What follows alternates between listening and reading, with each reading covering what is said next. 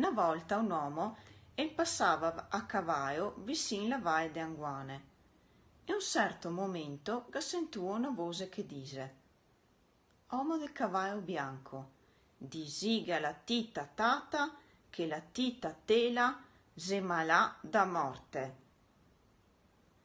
St'uomo scommise a pensare cosa che vorrà dire ste parole, ma proprio non sa neanche lui cosa pensare. Intanto arriva in Santa Caterina e là si ferma in osteria a bevere un giusso.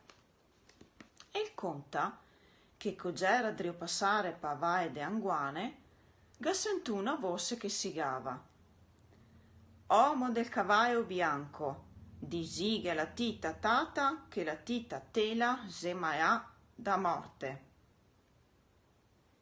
Neanche fa ora di mandare cosa che dise quei che se là, che vede la tosa che c'era drio broar su sparire sopra il buso del secciaro. Tutti se restà de sasso a vedere sto mestiero. Nessuni pensava che la tosa che aiutava in osteria la fusse Nanguana.